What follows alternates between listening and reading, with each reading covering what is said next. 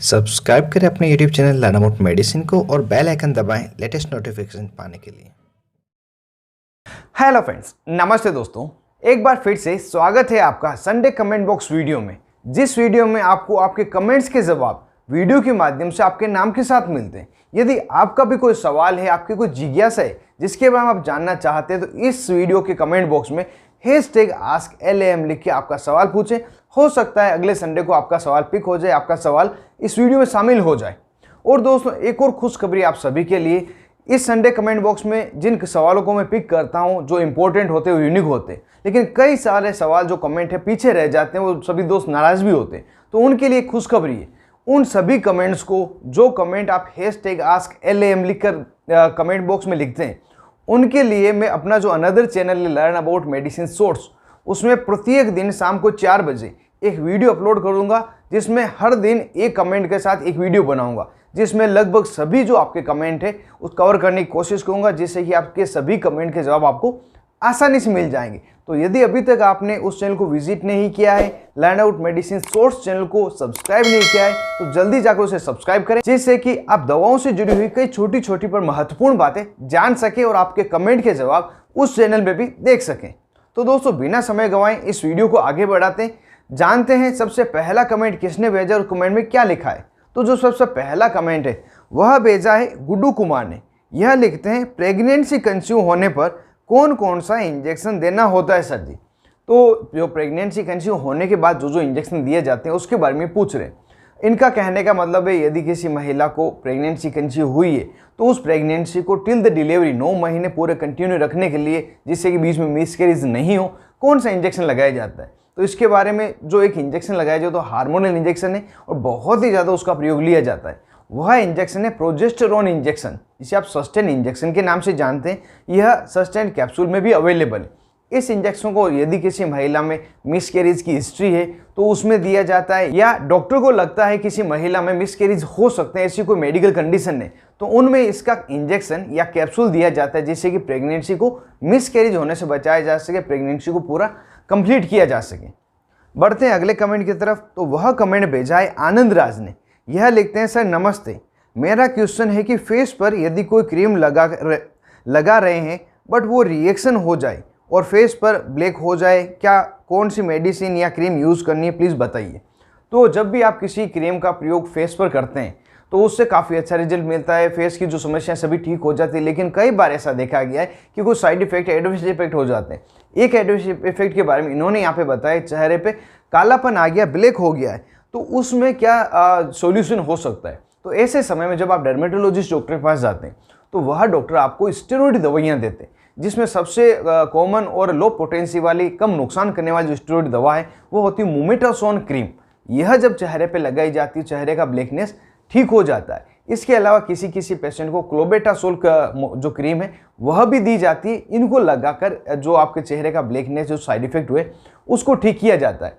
एक विशेष बात ध्यान रखें, इस क्रीम को लगाने पर आपको काफ़ी बेहतरीन रिजल्ट मिलेगा। इस कारण से ऐसा नहीं, इसको रेगुलर यूज़ करते रहे, जितना डॉक्टर ने आपको बताया उतने समय तक इसका प्रयोग करें, क्योंकि यदि इसे लंबे समय तक प्रयोग करेंगे हो सकता है आपको अदर प्रॉब्लम्स होने लग जाए जो स्टेरॉइड के साइड इफेक्ट्स होते हैं। बढ़ते हैं अगले कमेंट की तरफ। वह भेजा है शिवा यादव ने। यह लिखते हैं, सर किसी दवा का साइड इफेक्ट होने पर डेक्सोना, एविल, एलेग्रा ETC दिया जाता है, तो ये किस तरह से काम करता है बॉडी में। तो इसके मैकेनिज्म एक्शन के बारे में पूछ रहे हैं। सबसे ज़्यादातर जो दवा दी जाती है, कभी किसी मेडिसिन की एलर्जी हो जाए, किसी अन्य प्रकार की भी एलर्जी हो जाए, साइड इफेक्ट हो जाए, तो वह होता है एविल तथा डेक्सोना इंजेक्शन या एविल तथा डेक्सोना टेबलेट। इसके मैकेनिज्म एक्शन को यहाँ पे जान लेते हैं। जो एविल इंजेक्शन या टेबलेट है उसका जो मूल कंटेंट है वो होता है फेनिरामाइन मेलिएट।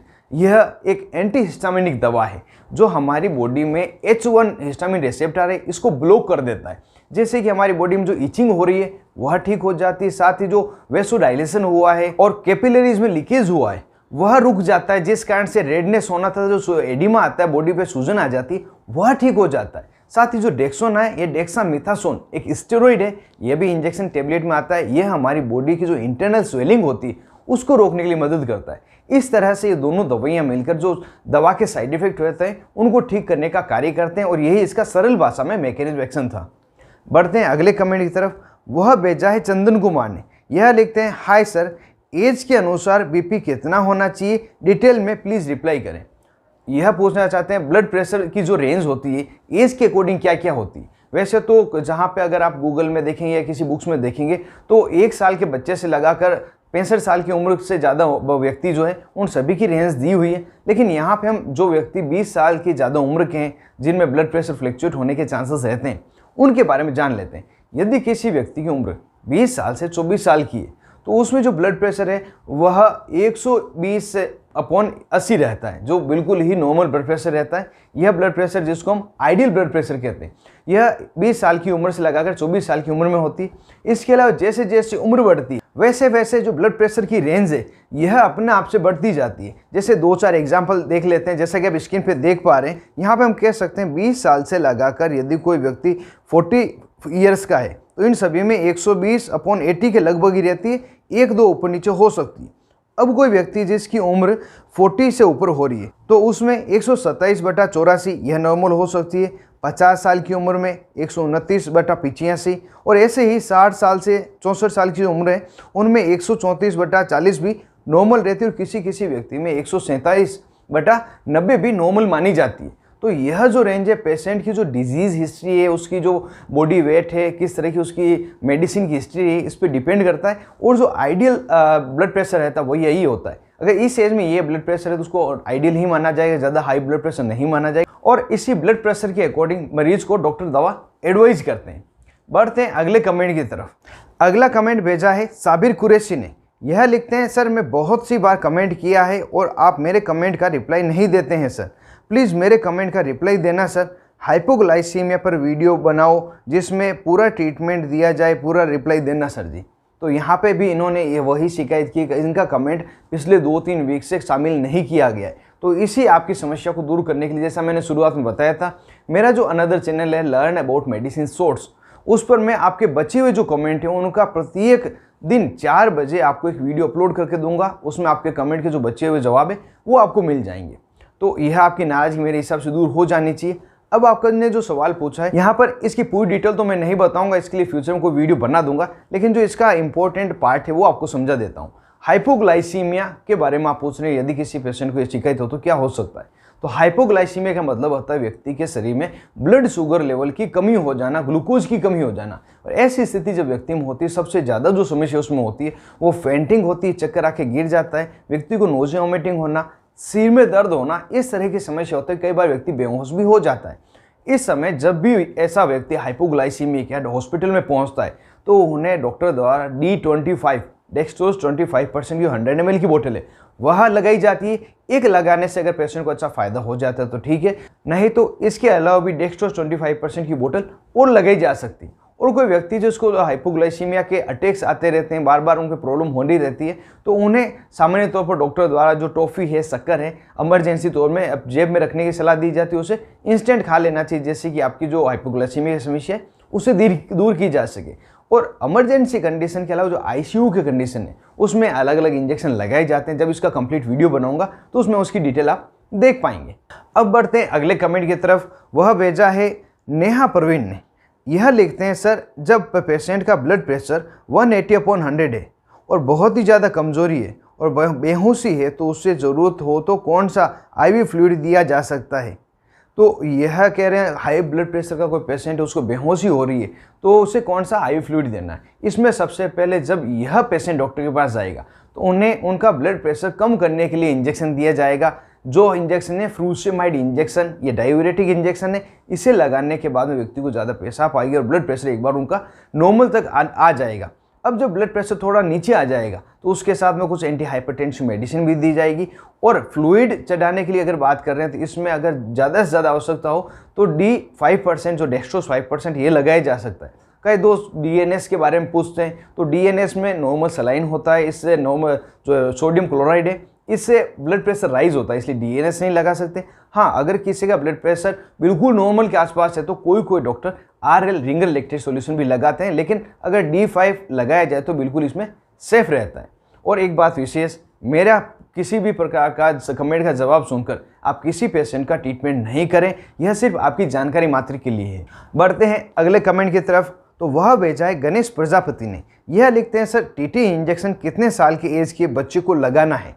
तो जब भी किसी को चोट लगती है तो टीटी का इंजेक्शन लगाया जाता है, तो यह बच्चों में किस उम्र में लगाया जाता है इसके बारे में पूछ रहे हैं। यदि किसी बच्चे की उम्र 5 साल से कम है तो उनमें टीटी का इंजेक्शन नहीं लगाया जाता। कारण क्या है इसका कारण यह है कि 5 साल से जो छोटे बच्चे हैं उनमें लगातार जो टीकाकरण है वह होता रहता है। 5 साल तक की उम्र जो टीकाकरण रहता है उसमें टीटी के इंजेक्शन की जरूरत नहीं होती। उसके बाद भी 10 साल के उम्र में भी एक वो टीटी का इंजेक्शन लगता है। तो यदि किसी बच्चे को 5 साल के बाद चोट लगी हो तो उसे टीटी का इंजेक्शन लगाया जा सकता है। और एक और ध्यान रखें, यदि किसी बच्चे को या बड़े को टीटी का इंजेक्शन पिछले 6 महीने पहले लगाए तो उसे अगले 6 महीने तक टीटी का इंजेक्शन लगाने की आवश्यकता नहीं, वो कंटिन्यू अपना असर रखता है। बढ़ते हैं अगले कमेंट की तरफ। वह कमेंट भेजा है मोहम्मद सोबे ने। यह लिखते हैं सर आयरन वेल्डिंग करते टाइम आंखों में चिंगारी आ जाती है, उसका ट्रीटमेंट बताएं सर जी। यह कमेंट मुझे बहुत बार पूछा गया है, कमेंट में मैंने इसका जवाब भी दिया है, आज वीडियो में इसको मैंने शामिल किया है। वेल्डिंग के काम में वैसे तो प्रोटेक्शन रखने की सलाह दी जाती है, काला चश्मा या आपको एक शील्ड दी जाती है उसको रख के करना होता है। लेकिन कई बार सर्कमस्टेंस ऐसे होते हैं कि वेल्डिंग आपको नंगी आंखों से या काले चश्मे से करते हैं, तो उस समय जो उसकी चिंगारी है वो आंख में उछल सकती है, या जो तेज़ रोशनी है उससे आंखों में इफेक्ट हो सकता है। उसमें जो इफेक्ट होता है उसको पहले बता देता हूँ। यह इफेक्ट होता है आंखों में तेज जलन होना, दर्द होना, आंखों में से पानी आना, और जब छोटी बड़ी चिंगारी लग जाती है तो आंखों में छोटा सा ब्लिस्टर हो सकता है, अल्सर हो सकता है, जैसे कि आंखों में पूरा रेडनेस हो जाएगा। इसके ट्रीटमेंट के बारे में अगर आप डॉक्टर के पास जाते हैं, ऑप्थेल्मिक डॉक्टर को बताते हैं, तो आपको एंटीबायोटिक दवा तथा पेन किलर दवा देते हैं। एंटीबायोटिक दवा में जो सबसे कॉमन दवा दी जाने वाली वह दवा है सिप्रोफ्लॉक्सासिन आई ड्रॉप। यह दिन में 4 से 5 बार डालने की सलाह दी जाती है, और किसी को ज़्यादा समस्या है प्रत्येक 2 घंटे से डालने की सलाह दी जाती है।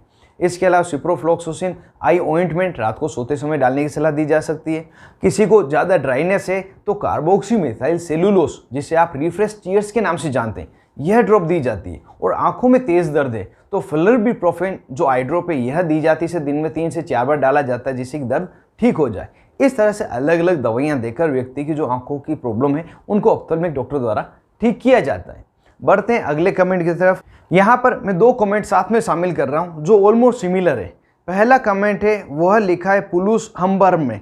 यह लिखते हैं सर किसी को बीपी डायस्टोलिक है जो 166 है एंड सिस्टोलिक 60 है होता है तो कैसे इलाज ट्रीटमेंट होता है। तथा दूसरा जो कमेंट वह भेजा है सोनू केसरी का। यह लिखते हैं कभी कभी ऐसा देखने को मिलता है कि उस व्यक्ति की सिस्टोलिक 140 है और डायस्टोलिक 60 है। सिस्टोलिक ज़्यादा जाता है कभी कभी और डायस्टोलिक कम आ जाता है, तो कि इस बीमारी को क्या कहते हैं, इसका क्या ट्रीटमेंट है।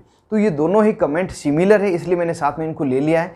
ये पूछना चाहते हैं जो ब्लड प्रेशर जब हम नापते हैं तो नॉर्मल रेंज तो इसकी 120/80 होती है, और जब हाई होती है तो ये 120 जो ऊपर वाला ब्लड प्रेशर है और नीचे का जो 80 है ये दोनों ही बढ़ते हैं, हम इसको हाई ब्लड प्रेशर कहते हैं। जब डाउन होगी लो ब्लड प्रेशर होगा तो दोनों ही नीचे होती है। लेकिन कई बार ऐसी स्थिति होती है जो ऊपर वाला 120 है यह बढ़ जाएगा 140 तक चला जाएगा, इससे ऊपर चला जाएगा, लेकिन जो 80 है वो 80 ही रहेगा। तो यह क्या है, इस बीमारी को क्या कहते हैं, क्या इसमें डॉक्टर द्वारा दवा दी जाती है, तो इसे हम आइसोलेटेड सिस्टोलिक हाइपरटेंशन कहते हैं, जिसे ISH भी कहा जाता है। इसमें जो सिस्टोलिक ब्लड प्रेशर है यह बढ़ जाता है, जो 140 या इससे ज़्यादा भी हो सकता है, और जो डायस्टोलिक ब्लड प्रेशर है ये 80 के आसपास रहेगा, 80 से थोड़ा सा ज़्यादा बढ़ सकता है। यह समस्या ज़्यादातर देखी गई जिनकी उम्र 65 साल से ज़्यादा है, जो बुजुर्ग व्यक्ति उसमें जब इस तरह का ब्लड प्रेशर व्यक्ति में देखा जाता है तो उस समय डॉक्टर द्वारा जो दवाइयाँ दी जाती है उसको भी हम यहाँ पे जान लेते हैं। इस समय डॉक्टर द्वारा 2 तरह की दवाइयाँ दी जाती हैं। पहले तो कैल्शियम चैनल ब्रोकर, जिसमें एम्लोडेपिन, वेरामापिल, निफिडेपिन ये दवाइयाँ हैं जो बहुत ज़्यादा प्रिस्क्राइब की जाती हैं। इसके अलावा थायाजाइड लाइक डायूरेटिक्स, मतलब जो पेशाब की फ्लो को बढ़ा देते हैं, जैसे हाइड्रोक्लोरथायाजाइड, यह दवाइयाँ देकर उसका जो आइसोलेटेड सिस्टोलिक हाइपरटेंशन है, जो एक ही सिस्टोलिक ब्लड प्रेशर बढ़ा हुआ है, उसको नॉर्मल तक लाया जाता है। तो इस ब्लड प्रेशर को हम ISH आइसोलेटेड सिस्टोलिक हाइपरटेंशन कहते हैं। उम्मीद करता हूँ ये आपको पूरा क्लियर हो गया होगा। अगला कमेंट की तरफ बढ़ते हैं। तो यहाँ मैंने टोटल 3 कमेंट एक बार में शामिल किए हैं क्योंकि ये सभी एक दूसरे से सिमिलर है। तीनों को एक बार पढ़ लेते हैं। पहला कमेंट है कृष्णा मोहन का। यह लिखते हैं सर प्लीज़ रिप्लाई मिफ्टी किट, इसमें जो प्रेगनेंसी अबॉर्शन करने का किट है, खिलाने के बाद ब्लीडिंग नहीं हुआ है, बिल्कुल सही रूल से खिलाया है, उसको बाद में मिजोप्रोस्ट की 4 टेबलेट खिलाया है, फिर भी ब्लीडिंग नहीं हुआ है। प्रेगनेंसी 40 दिन की कंफर्म है। सर आप फुल एक्सप्लेन कीजिए सर प्लीज़, मैं आपका बहुत बड़ा फ़ैन हूँ 4 ईयर से। अगला कमेंट है शिवा साहनी का। यह लिखते हैं अनवांटेड किट देने के बाद में थोड़ी ब्लीडिंग हुई और प्रेगनेंसी जांच बनी रही तो क्या करें, मतलब पॉजिटिव बता रही है तो क्या करें, प्लीज़ कमेंट का रिप्लाई करें। और इसी के तरह का एक और कमेंट है, वह भेजा है कनक सरकार ने। यह लिखते हैं सर ब्रेस्ट फीडिंग मदर को मीफे जैसी किस्ट ले सकते हैं क्या। तो तीनों ही कमेंट के जवाब में एक ही तरह से देना चाहता हूं। जो प्रेगनेंसी एबॉर्शन किट होता है जिसमें मिफेप्रेस्टोन तथा मिसोप्रोस्टोल यह दवाइयां होती है, इसको वैसे तो बिना डॉक्टरी सलाह लेना बिल्कुल ही मना ही है, नहीं लेना चाहिए। यदि कोई पेशेंट लगता है तो उसको काफ़ी समस्या का सामना करना पड़ सकता है, लेकिन कई बार पेशेंट डॉक्टर की बिना सलाह भी कहीं से ले लेते हैं तो उस समय यह सभी कंडीशन देखने के लिए मिलती है। यह जो दवा है प्रेगनेंसी को अबॉर्ट करने के लिए प्रयोग में लाई जाती है। इसकी जो डोज रहती है पेशेंट टू पेशेंट और डॉक्टर अपने अनुभव के आधार पर अलग अलग देते हैं। यदि किसी महिला को यह दवा दे दी जाए, उसे प्रेगनेंसी अबॉर्ट नहीं हो या थोड़ी सी ब्लीडिंग हो जाए तो दोनों ही स्थिति में उनकी वापस से प्रेगनेंसी की जांच की जाती है। यदि किसी महिला को प्रेगनेंसी पॉजिटिव आ जाए तो उस महिला का जो एबॉर्शन है पूरा प्रॉपर तरीके से एबॉर्शन किया जाता है, जिसमें हॉस्पिटल में भर्ती करके इंजेक्टेबल करके लिया जाता है। इससे पहले आपको सोनोग्राफी करवा के देखा जाएगा क्या स्थिति है। तो यह स्थिति होती है जब एक बार जो किट है अनवांटेड किट यह फेल हो जाता है। तो अगली बात जो तीसरे कमेंट में पूछी गई, क्या इस किट को ब्रेस्ट फीडिंग मदर को दिया जा सकता है। तो यह किट सिर्फ महिला के हार्मोनल चेंजेस करता है, तो बच्चे तक किसी प्रकार का नुकसान नहीं पहुंचाता, दिया जा सकता है। लेकिन कई बार ऐसा देखा गया है कि बच्चे में दूध की सहायता से बॉडी में चला जाता है जब इसको सिस्टमेटिक लेते हैं। तो कोशिश करें ब्रेस्ट फीडिंग मदर में नहीं दे, और बहुत ज़्यादा आवश्यक है तो सिर्फ और सिर्फ डॉक्टर की सलाह पे इसका प्रयोग करें। उम्मीद करता हूँ शॉर्ट में आप इसकी पूरी डिटेल समझ पाए होंगे। बढ़ते हैं अगले कमेंट की तरफ। तो यह कमेंट भेजा है अमरजीत कुमार ने। यह लिखते हैं क्या बात है सर जी, आप मेरे कमेंट का जवाब नहीं देते। हेलो सर जी, क्या अस्थमा को जड़ से खत्म किया जा सकता है, उसके लिए कोई बेस्ट मेडिसिन बताएं please, thank you so much sir ji. अब फिर से वही शिकायत है, आप मेरे another channel learn about medicine source पे विजिट करें, उसको सब्सक्राइब करें। प्रत्येक डे को 4 बजे आपको एक स्पेशल वीडियो मिलेगा जो आपके कमेंट के लिए होगा। अगर यहाँ पे आपका कमेंट पिक नहीं हुआ है तो उस चैनल पे आपको श्योर ही श्योर आपका कमेंट मिल ही जाएगा। आपके जवाब की बात करें तो यह जवाब आपने पूछा है अस्थमा के पेशेंट के लिए क्या इसको कम्प्लीटली क्योर किया जा सकता है। तो यदि किसी व्यक्ति को अस्थमा की शुरुआत हुई है, थोड़े बहुत अस्थमा में सांस लेने में दिक्कत हो रही है, तो उस व्यक्ति को अस्थमा कंप्लीट तरह से ठीक किया जा सकता है। लेकिन यदि वो सेकेंड स्टेज या थर्ड स्टेज पर आ रहा है, वो पंप लेना शुरू हो गया है, तो यह माना जाता है एक बार पंप लेना शुरू करते हैं तो इस कंडीशन में डॉक्टर एडवाइस करते हैं जब आपके लंग्स की कैपेसिटी नहीं होती है कि वो अच्छी तरह से श्वास खींच सके या आपके पूरी तरह से डायलेशन नहीं होता है, तो उस स्थिति में आपको रेगुलर ही जो अस्थमा की दवाइयाँ हैं वह लेनी होगी, और साथ में आपको एज ए प्रिकॉशन ये अस्थमेटिक जो पंप है या कुछ मेडिसिन जो चल रही है वो रखनी होती है, जिससे कि आपकी लाइफ सेविंग ड्रग का ये काम करेगी। तो अस्थमा को अगर सेकेंड तथा थर्ड स्टेज पे चला गया है, कंप्लीट तौर से ठीक नहीं किया जा सकता। बढ़ते हैं अगले कमेंट की तरफ। वह कमेंट भेजा है सैयद इसारुद्दीन रहमान ने। यह लिखते हैं सर प्रेगनेंसी में हीमोग्लोबिन कम होने पर इंजेक्शन आर्बिटोन दे सकते हैं या नहीं। जब भी प्रेगनेंसी में हीमोग्लोबिन कम हो जाता है तो उस समय आयरन की ही प्रिपरेशन दी जाती है। यह आयरन की प्रिपरेशन टेबलेट हो सकती है, इंजेक्शन हो सकते हैं। तो आर्बिटोन जो इंजेक्शन तथा कैप्सूल होते हैं सिरप में भी अवेलेबल है, तीनों ही आयरन की प्रिपरेशन है। तो हीमोग्लोबिन प्रेगनेंसी में बढ़ाने के लिए यह आर्बिटोन इंजेक्शन या कैप्सूल दिया जा सकता है और डॉक्टर द्वारा भी दिया भी जाता है। बढ़ते हैं अगले कमेंट की तरफ। वह भेजा है साकिब रजा ने। यह लिखते हैं सर अगर प्रेगनेंसी में पेंटॉप DSR रेगुलर 30 डेज उल्टी को रोकने के लिए लिया जाए तो क्या प्रॉब्लम होगी। तो यहाँ पे जो आपने सवाल पूछा है वो प्रेगनेंसी में उल्टी को रोकने के लिए पूछा है। इसमें जो पेंटॉप DSR आप देते हैं इसमें पेंटोप्राजोल तथा डोमपेरिडोन होता है। इसको अगर रेगुलर नॉर्मल डेज में या लिया जाए तो किसी प्रकार की समस्या नहीं है। प्रेगनेंसी में भी डोमपेरिडोन से उल्टी रुकती है, लेकिन डोमपेरिडोन ऑन्डेनसेट्रोन इन सभी को प्रेगनेंसी में बहुत ही ज़्यादा प्रॉब्लम होने पर SOS में व्हेन नीडेड प्रयोग लिया जाता है। 4 या 5 दिन देके बंद कर दिया जाता है। प्रेगनेंसी में जो उल्टी को रोकने के लिए सबसे अच्छी दवा है वह होती है डॉक्सिलामाइन सक्सिनेट टेबलेट, जिसे आप डॉक्सिनेट टेबलेट के नाम से जानते हैं। यह टेबलेट प्रेगनेंसी में दी जाती है और इस टेबलेट को आप सुबह शाम रेगुलर कंटिन्यू जब तक आपकी प्रॉब्लम है उल्टी की, नोजिया वोमिटिंग की, उब के आने की, खाना आपको नहीं पाता तो उस समय इसको दिया जा सकता है। और पेंटॉप अगर DSR लेते हैं तो इसे रेगुलर नहीं लें। SOS में 5 दिन या 7 दिन 10 दिन ले के इसको बंद करना होता है। तो प्रेगनेंसी में इसको ज़्यादा लंबे समय तक प्रयोग नहीं करें। बढ़ते हैं अगले कमेंट की तरफ। तो वह भेजा है कन्हैया सोनी नोखा ने। यह लिखते हैं सर पिंडलियों में दर्द हो तो क्या साथ में पेन किलर और न्यूरोबियन साथ में दे सकते हैं क्या, कितने दिन तक देना है, और क्योंकि उन्होंने पहले नशा किया था। तो पिंडलियों में जो दर्द है उसके बारे में पूछ रहे हैं। तो पिंडलियों का दर्द को सामान्यतः अगर पेन किलर देने के बाद ठीक हो जाता है तो अदर मेडिसिन देने की आवश्यकता नहीं है, और अगर पेन किलर से ठीक नहीं होता तो उस समय हम सपोर्टिव मेडिसिन के रूप में मल्टीविटामिन्स देते हैं, जिसमें विटामिन B12 प्रमुख होता है। तो न्यूरोबियन जो टेबलेट है इसमें विटामिन B12 तथा अदर विटामिन भी अवेलेबल है, तो इसे पेन किलर की दवा के साथ में दिया जा सकता है। और आपने पूछा है वह व्यक्ति किसी प्रकार का नशा करते थे, तो कोई प्रॉब्लम नहीं है। नशा करते थे तो समय पहले का था, अब नशा नहीं करते हैं, उसी कारण से उनके पिंडलियों में दर्द है, बॉडी में मस्कुलर पेन होता है, क्योंकि नशे की मांग बॉडी करता है। तो ऐसी स्थिति में विटामिन की टेबलेट्स दी जाती है, पेन किलर टेबलेट दी जाती है, जिस तरह सिम्टोमेटिक ट्रीटमेंट करके उनको रिलीफ दिया जाता है।